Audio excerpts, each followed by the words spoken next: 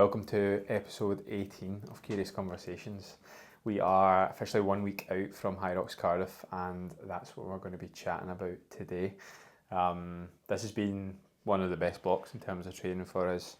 We're speaking about this week, like how we're feeling about it, and had quite a lot of conversations about it. So we're going to share the value of what we've learned, how we're feeling, kind of our mindset going into it. We've done this before Hyrox Warsaw. Literally the morning we flew out to Warsaw. However, this time we're going to do this right now. Then the recap, pretty much the day of, the day of the race, just after it, or that's what we're thinking, anyways. Yeah, of course. So, how are you feeling about it? 1 week today. I've been raving about how I've been feeling recently on like socials and stuff like that, and telling everyone like around me. I feel amazing, and I think it's down to a few things. I think it's mainly down to like having structure, having a coach. I feel so good. Like nothing's been missed. That's the best thing about it. I feel like beforehand, maybe like Glasgow and Warsaw, there was times where I was maybe missing sessions or kind of try to come up with my own sessions and maybe not following through with them as well as I would like to, and like maybe missing out a few things, and that was probably just because I didn't have any structure to training. So that's why I don't necessarily believe that it was because I was like not willing to put the work in. I just didn't know what work to put in.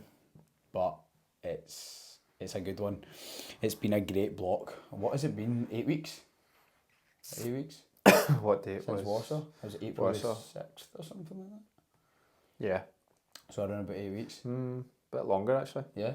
Maybe like 9 weeks. So around about kind of 9 weeks, I think we've made some serious progression, me and you, in that time frame, and it's cool to think like that's a small block. Like looking at the grand scheme of things, and the progression we've made has been really good, and I think it's like been so influential to have like each other, because we've just been like doing the same stuff a lot, obviously because we've got the same coach, and they've been like programming quite a lot of stuff that's similar or if not the same. So it's just been a joy to get the work in, and I'm feeling really excited just to go out there. I'm feeling literally the exact same. This is probably the most focused I've been in training maybe ever. Like I'm the same, mate. I think because we've got like since Glasgow, since Warsaw, we've just found a love for Hyrox and the sport of Hyrox. Training for it, like what it gives you off the back of it, and the future of it as well. I think it's going to grow massively, and like in time we want to keep pushing with it. But in terms of how I'm feeling, I've not missed a training session whatsoever since I started with RFA in February. Not missed one session. Like I feel so much fitter. I actually put out on my Instagram story yesterday about how I'm feeling the fittest I ever have, and why as well. I've now changed my mindset around training to look good, to training to perform my best, and that's what obviously Ailey, Carly and Christian focus on at RFA is performance, and that's more what their coaching is. So yeah, we've been putting in some hard work over the past 9 weeks, and yeah, I'm excited to lay it all out there a week today. 100%, bro. It's a week today. Depending on what time we start at, we'll find out this week, but maybe finished. See what that's got. Yes. What's your mindset going into it? Similar to, I remember speaking about this before I think it was before Warsaw, or like when we were talking to Dale and Ryan on the pod about Glasgow, the kind of Glasgow recap.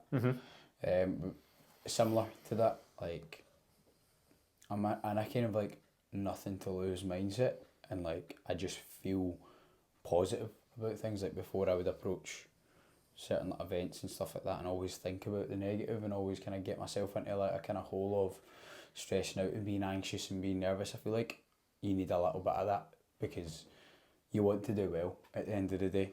But again, what I always say is like, when I finish this, no matter what time it is, I'm still going to have all the good things around me. I'm still going to be able to wake up and do my morning routine all that stuff. It's so important to me. So I feel like having that type of mindset and that kind of, like, I feel like a lot of the time there's so many people out there like all or nothing. If I don't get this, if I'm not on pace at halfway through, then shit, what am I gonna do? Like, I'm expecting every scenario at the end of the day. I'm expecting something bad to happen. I'm expecting me to slip. I'm trying to ask myself, like, what do you do when you like trip over or something like that? What do you do when like you get a penalty or something like that? How is your mindset?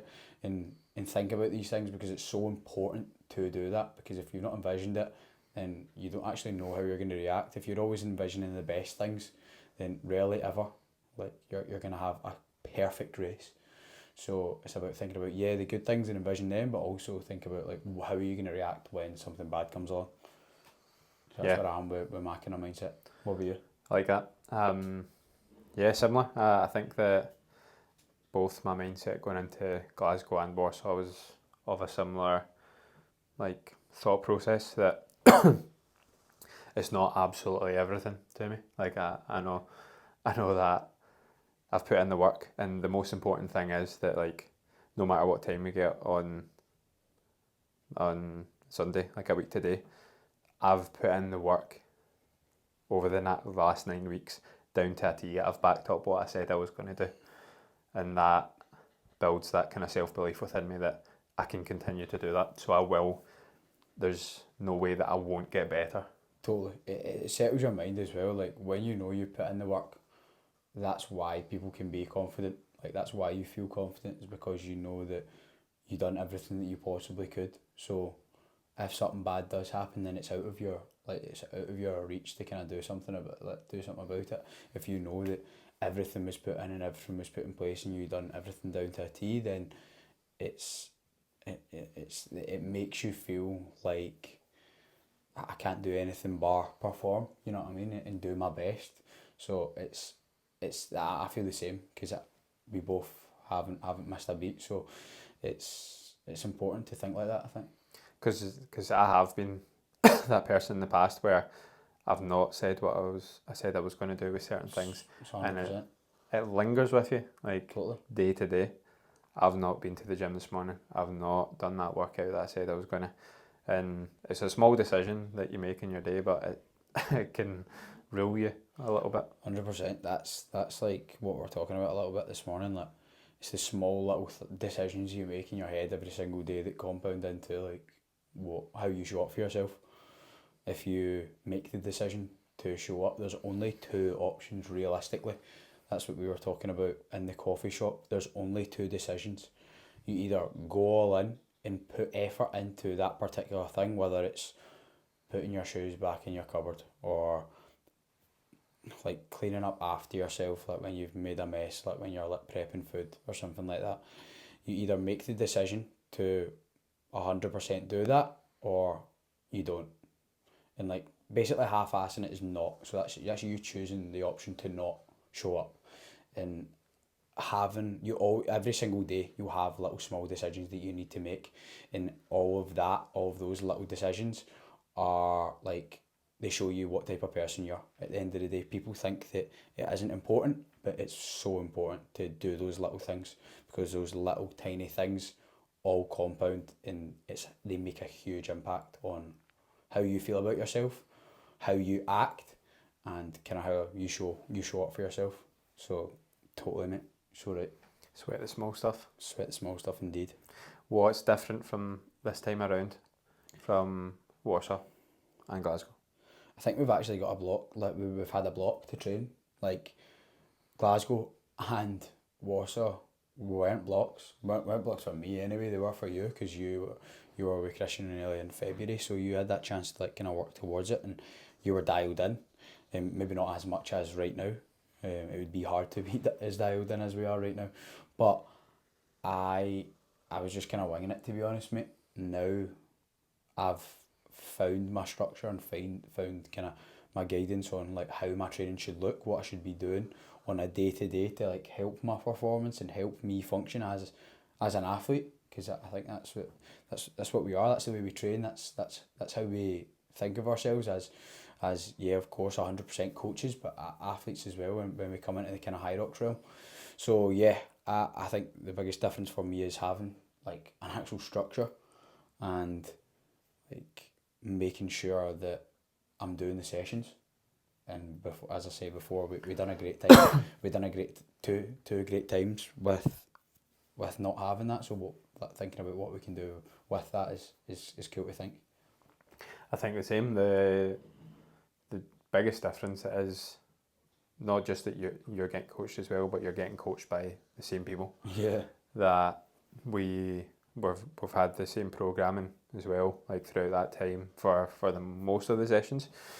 So it's actually it compounds as like the time we've had together to speak about our training and how we're feeling about the next event as well. So like, for example, for brick sessions, and those who don't know what a brick session is, we've been doing either 50 or 60 minutes on the bike, then 20 minutes into a run. And if we do that together, that's 80 minutes where like no earphones, it's just us chatting to each other about like kind of strategy or how we're feeling or what we could improve on, because both of us, like, we have different strengths and different things, and like we'll be able to pull ourselves up or push each other to a certain standard on certain things. Like for example, Aiden's quicker than me, like he's a faster runner than me, and we went to the track the other day, and it's just so good to have him ahead of me and chasing, because there's like I think there's nothing better than having a couple of people who are stronger than you in your corner, even if that is our coach to a certain degree. They're better at programming, etc. They know things more, but it's huge to have, and there's going to be things that I'm better at that Aiden can ask on as well. 100%. I totally agree. So yeah, coaching is the biggest difference, I would say. Having the same coach. Just going back to that kind of thing you were talking about, like with the brick sessions, they are so valuable. Those like when we have been programmed like easy work to do, whether that's on the bike or a run.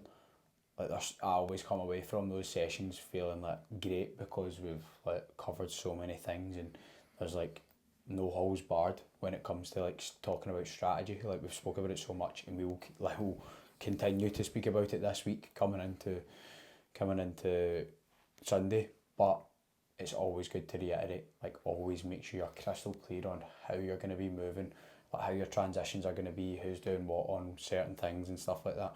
That's so important. That's such an important thing for like coming into Hyrox doubles, whether you're just doing it first time or you're someone that's like hitting serious standard. It's so important. You need to make sure that you're communicating and you can really gel with your partner, or you could lose some time. So yeah. Love that. What's something that we've really improved on? I'd say definitely running. Running's improved for sure. Like running's improved. I think just general fitness is improved for sure. I feel like for me, this kind of comes into running, but like see running after a station, like can I compromise running? I know there's like kind of speculation about people saying like compromise running isn't a thing. You're just either doing a station or running. Yeah. But I think like running, going on to a station then running again is something that I've really improved on. Yeah.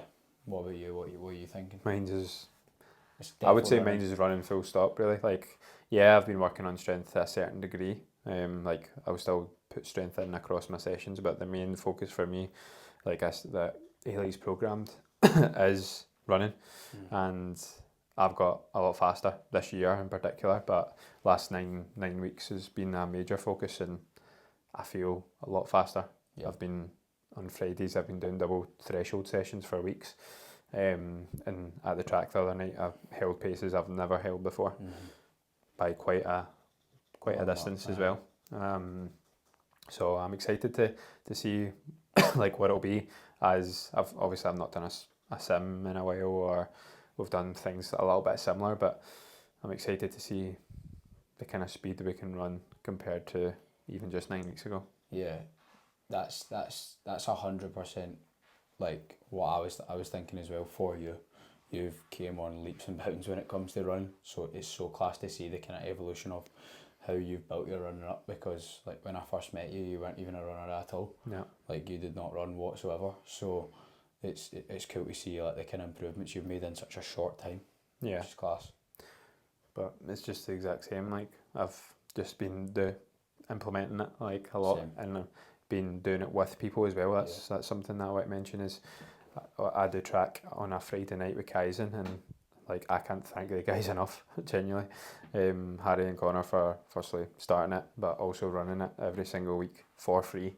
Having like a group of people who are better at running than you, who are fast, who program really good sessions, has been huge for my running. I've said it time and time again, and I'll sing their praises till the cows come home, because it's like such a great club to be a part of, but also it's made me so much quicker. Totally, mate. I think that as well, coming into like things that I've improved on is strength as well. See now, because I've got like a structured strength routine as well, I think that I'm feeling a lot stronger as well, and faster. So it's cool to see. It's cool to see.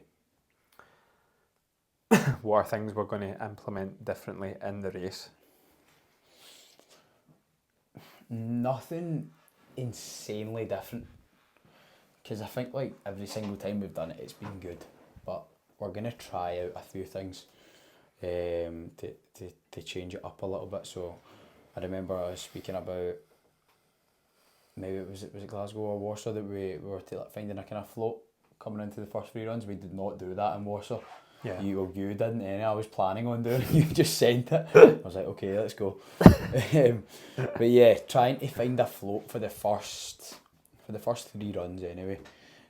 Try to find our feet, making sure that we're hitting paces, but also coming into the stations relatively fresh. Coming into the sled push. So you want to talk them through that a little bit, how we're going to run that? Yeah, so before on the sled push, we done half. So it's 50 metres divided by 4, so it's 12.5 metres across. So we do 6 metres each. However, we were just doing it 6 metres, 6 metres, 6 metres, and we're just kind of going at our own pace, really. Yeah. However, it wasn't like a insane kind of, that there was no like serious intent to move through it quickly. In terms of percentage of how quick we're moving it, probably 60% of how quick we could move it. Yeah. However, what we're going to be changing to this time, just through strategy and actually just learning as well from some of the best, through podcasts, etc. I think that's the best way to learn, is to people who have done it and done it well. We are going to change it slightly to our first 3 lengths we're going to do quickly, so going from that 60% probably to around kind of 80% roughly. Yeah, totally. And then our final length, so we're still going to stick with the halves, but the final length, going to take that a little touch slower. I'm going to go probably a little bit longer. I'm probably going to go about 8 metres, but slower, and allowing Aiden to get a little bit more respite, and then Aiden's going to finish off the last 4, 5, whatever it is. Just so we can get a little bit fresher legs to go a little bit quicker off the back of the sled push. Yeah, perfect way of explaining it. For us, also sled pulls, something that we came off the back of. So both Glasgow Hyrox and Warsaw Hyrox, I came off the back of and done like kind of race analysis as such, and that's something that we spoke about for the Warsaw one, is touching up on our sled pull a little bit better. It's just, there's just something about it that we feel like it's a bit fidgety. Aye, the transitions weren't great. Yeah. The transitions. And that probably is the one that's the hardest to transition, because there's so much, like the rope, the ropes around, and it's in the way. Yeah. So you've obviously only got a very small box that you can pull into. Like there is quite a lot of moving parts within it. However, next week is this week coming up is our taper week, so we're really going to practice. Even if it's just like lighter weight or whatever, we're just going to practice the actual movement part of it and transitioning. So that's what we're going to take into for the sled pull. Yeah. So we'll do, with the sled pulls, we'll do one full length each, and then we'll half it once we're finished that. And then actually as well, like with the like skiing row and stuff like that, always making sure that we're like letting the person know what like where we're coming from, like what side we're coming from. So if the person that's ready to go on the ski is like about to go on, they say coming on your right, and then that person moves out of the way from their left, so it's like a kind of fresh transition. Yeah. And it's the same kind of concept with the thing that we done in Warsaw, was like after the sled pull, send the run into the burpees, like proper push the run on that, come into the burpees, send them, and then send the run into the row as well. Yeah. The change with the row as well, we're going to actually change what we were doing beforehand. It's a kilometre of rowing. We were doing 500, 500. I was doing the first 500. Aiden was doing the second 500, just so we could get a good bit of rest like between that. However, what's going to happen is we're now going to change that to Aiden's going to go 250 straight off the bat. I'm going to go 500. Aiden's going to finish on 250, so that we can go that little bit quicker during it. Well, Aiden's going to go a good bit quicker during the 250. I'm going to get that little bit of rest there. Then I'm going to be going into my 500, and Aiden gets that respite, and then Aiden's going to go quicker on the 250. It just means that we can come off the row quicker while still getting rest. Yeah, that's it's one of those ones as well, because I actually learned that I brought that to you in terms of like a strategy that I learned on a podcast from one of the top guys. And it definitely makes sense. It's just about how your transitions are coming off and on, basically. And that will be the only station that I start on. That will be the only station I start on. Anton will start on the rest, and then I'll finish all of them. And then into the farmer carries. Into the farmer carries, not going to change much about that. Just going to do like 100 metres each. Yep. After that run, we've decided that we want to push it a little bit harder coming into the lunges. Yep. Pushing coming into the lunges, and then pushing the lunges a little bit harder than we have done before. Not going too crazy, but obviously because it is the back end of the race, but at the same time we've still got another run and wall balls to do, so not going too crazy, but pushing that, and then absolutely sending the run into the wall balls is what we want to do. Yeah, I think that it's important to understand the mindset at that point is like, yeah, that's when you're going to be struggling most, but it's also like less than 10 minutes of work after the lunges to do. Like, it's a good way of thinking about it. 8 minutes of work potentially. Yeah. The way that we're going to run and do the wall balls. So it's at that point it's just like getting the head down and just doing it. Like the legs are going to be sore, you're going to be breathing really heavy. However, it's just like it's doing the work then. Coming into the wall balls, we're going to change slightly. Yep. We done 25, 25, 25, 25 in Warsaw. We done. What did we do? 25. We done 25. Then we done like 30. And then I finished with like 15. That finished the last wee bit. However, this time I'm going to do 25. Aiden feels like he can do a little bit more than that now. So Aiden's just going to kind of go as many as he can. As he possibly can. In that time, so that we're stopping as many transitions between the wall balls. So he's going to potentially try 50 or like around that, and then I'm going to finish it off. So that's quite a big change, to be fair, because we've went from like 5 transitions to only 2. Yeah, that's massive as well. That can save us so much time, which is class. So yeah, I'm looking forward to that. Yeah, so that is the changes for us. Breaking it up a little bit, so we changed it quite a lot, which is, I think it's going to be to our benefit for sure. Yeah, but it's always worth testing. We're going to do more races in the future, so these tests are always like good to think of. 100%. Okay, so what we are excited about, I'm excited about the stadium. Mate, you know, I can't wait. I've heard so many good things about it. So the Hyrox Cardiff is at Principality Stadium, which is, I think I looked up the other day, I think it's the 4th biggest stadium in the UK. Mad. It's like 78,000 like that it holds, and I think that's just the football. I think it's over 80,000 if it's like a like a event, Yeah, it's like, like a concert or something. It's at the Wales International Stadium, isn't it? Yeah, so that's going to be cool because Warsaw was obviously a stadium. That was so cool, and we thought that was massive. But when we look back, I think it's 50,000, 55,000 or something like that. I can't imagine it being bigger. No. I actually can't imagine it being bigger. So that's going to be cool. I'm just like excited in general to see what we can do. The day of Hyrox is always so good as well. The buzz, the people that are there. You end up chatting to people who are doing their first Hyrox or who are doing their 20th Hyrox. Like there's such a big like difference of people. And it's always cool to speak to new folk. Totally. My biggest thing that I'm excited for is like seeing how we get on, for sure. Like that's what I think about. I'm so excited to see how we get on because, as we said at the start, like the work's been put in, so it's going to be really, really cool to see how much we've improved from Warsaw. Yeah. Because Warsaw took a lot out of us. Like that was us giving our best. So to see what we can, seeing what we can do coming into next weekend is going to be something that's really exciting. So yeah, that's what I'm probably I'm the most excited for. This burrito. Yes, that's what we're going to chat about nutrition, but we're going to make it a thing that we always get a burrito the day before. Always. Like that is a thing. Like No matter Glasgow Airport now has it. Edinburgh Airport also has. So I think bar burrito in Edinburgh, but tortilla in Glasgow. It don't matter. It doesn't matter. It's a burrito, and we both love burritos. Yes, we do, bro. Let's chat about that. Let's chat about nutrition. How that kind of looks on the run up to it. Both me and Aiden have learned a lot about nutrition. Obviously, we educate people around it on a daily basis in terms of clients.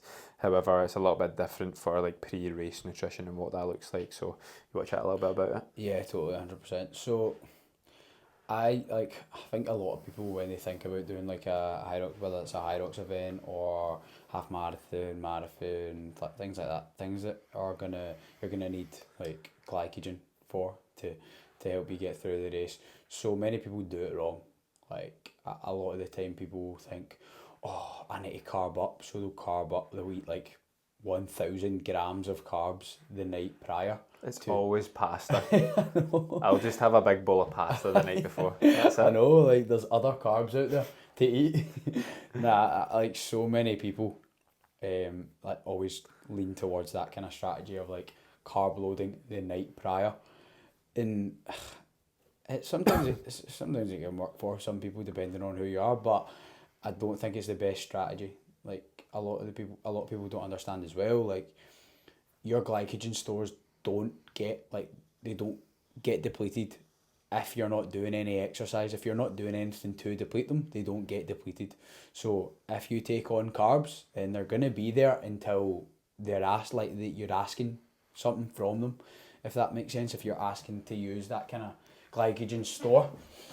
So what I always lean towards is starting a little bit earlier in terms of my carb load. So if I'm coming into, I'll probably start on if we're competing on the Sunday, I'll probably start on the Thursday, maybe Wednesday, and I'll start to gradually up my carbs by like 150 to 200, and as I up them, I'm storing up, I'm storing my glycogen stores, but I'm not doing it too much to where I get GI issues. So I start to have like a sore stomach or start to feel really full and bloated. That's so easily done, especially if you're only carb loading the night prior. You'll probably feel like shit in the race. So doing it, giving yourself a few days to stock up on carbs will definitely help you out a lot. And also, when you're coming into the night, I wouldn't really change much from your nutrition. See what you've been eating throughout the full block. I would just add extra carbs to that meal. So say for example you're having 150 grams of rice with chicken normally. Add it up to 300 grams instead, and you just gradually do that leading into it. And then on the Saturday, I'm not gonna do anything crazy. I'm not gonna load it. I'll probably have maybe again 150 extra carbs, if that, because I probably won't need much else, to be honest. So yeah, that's probably the best strategy you could go towards when kind of going into a race, whether that's Hyrox or a lot of running of it. Exact same on that strategy. That's the way I run it. I do, and that's what I was going to touch on. But you mentioned it about staying the same, like in terms of what you are eating. Mm-hmm. I think touching back on the GI issues thing. So I know my body quite well now, and most people probably do to a certain extent, to like when they eat something, like when their stomach feels a certain way. So I'm going to choose things that sit well with me to eat more of. So for example, I know, like, if I eat too much fruit, for example, my stomach's going to be sore. Like, I'm not going to be loading up on loads of fruit the day before.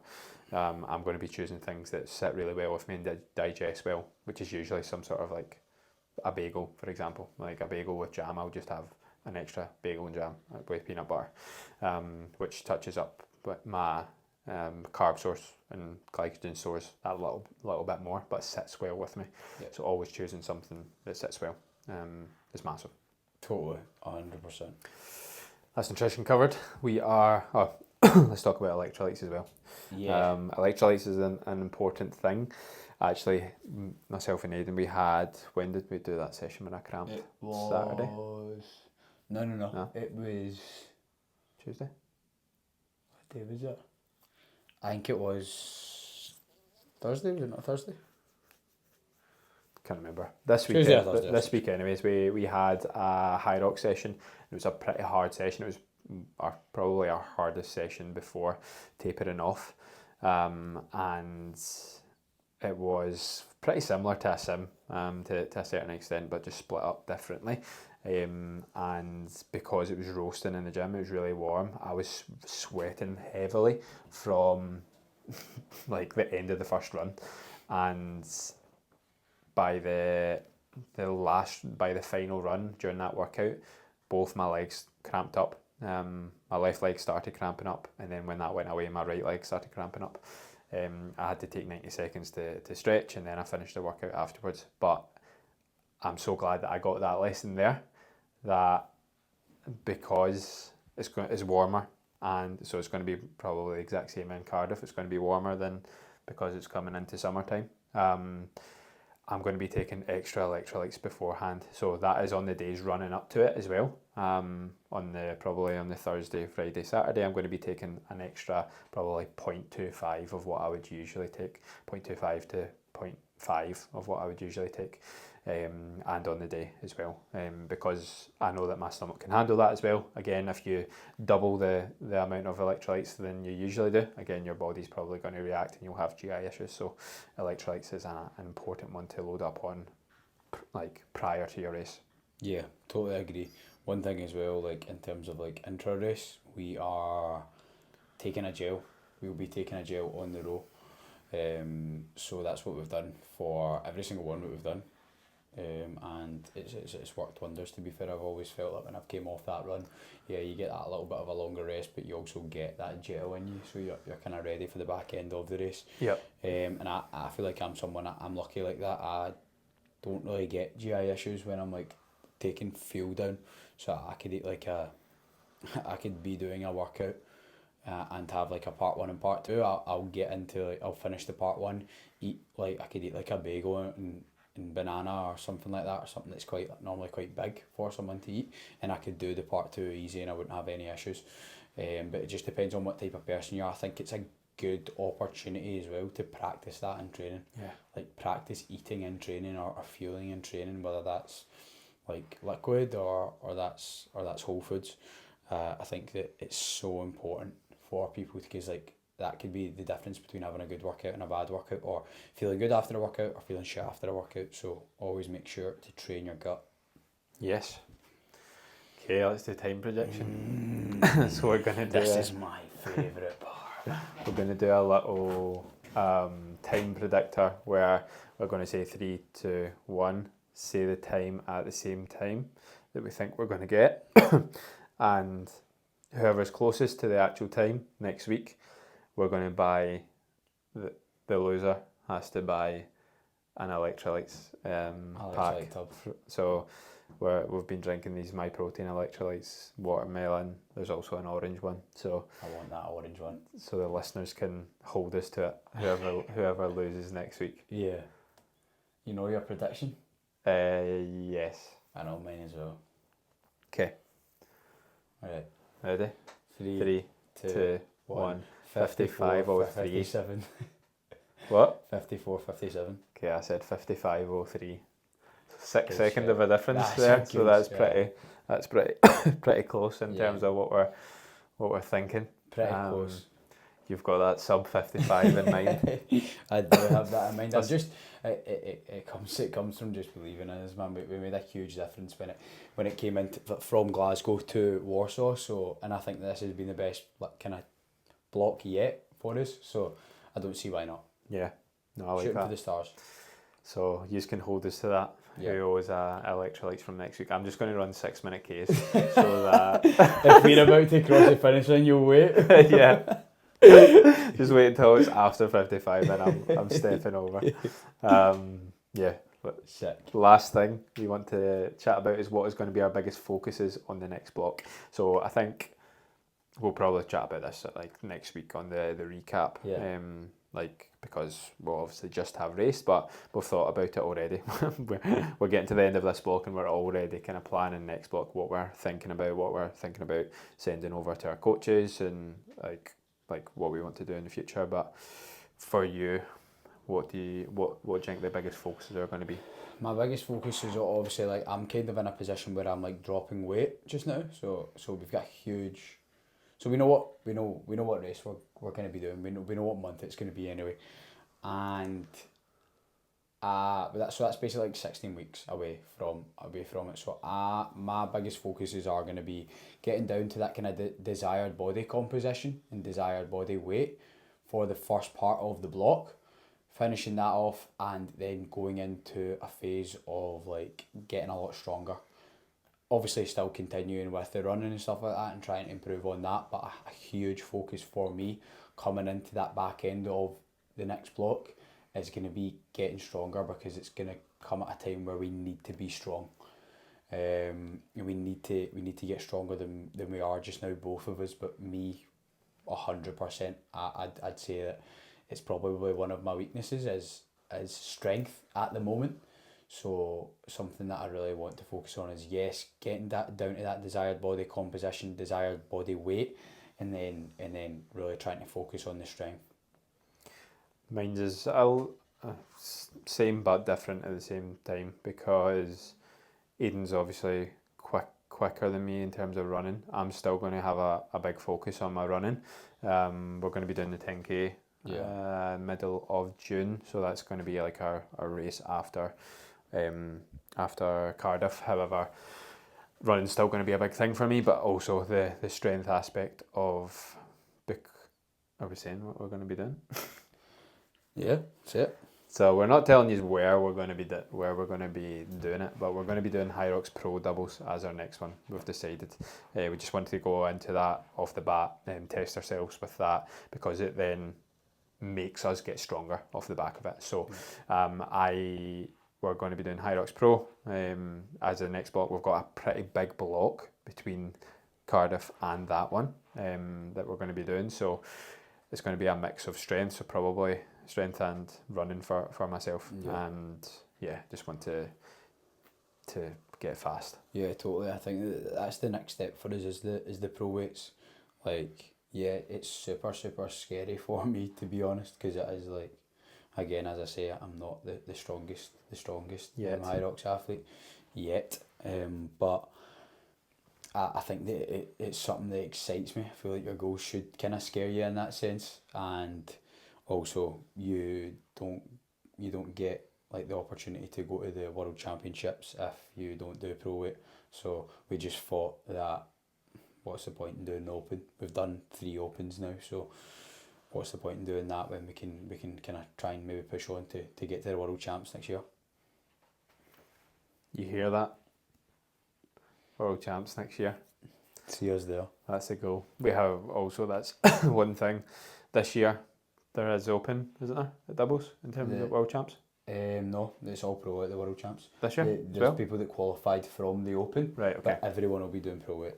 So that's the same as no. So it's different next year though, isn't it? So like you can only qualify from pro next year. You can only qualify from pro next year. Yeah. So if we want to get to World Championships next year, when we get to World Championships next year, it comes from like you need to qualify through Hyrox Pro doubles. So that's what we'll be focusing on, getting strong with that, being able to move heavier weights efficiently, whilst also keeping up our running, staying on top of our speed. So it's going to be exciting. It's going to be a big block, but it's going to be a big block. Cannot wait for it. Going to be documenting it all as well. For sure. Instagram, YouTube, the lot. Yep. There's another thing we're going to be doing YouTube for next week as well. Yes. Going off the back of the Hyrox Warsaw. That's going to be a good one. Yeah, so that's going to that's be really exciting. Good. That is exciting. Next one, usual hear what the result is, how we're feeling about it. The post-match analysis. Yeah, that'll be a week today. Yeah. Well, we'll be getting released on the Monday. So yeah. What's that, Monday the 8th? No, Monday First. the 2nd. Second. Monday the 2nd. Sick. Let's go. Cannot wait, bro. Let's do it.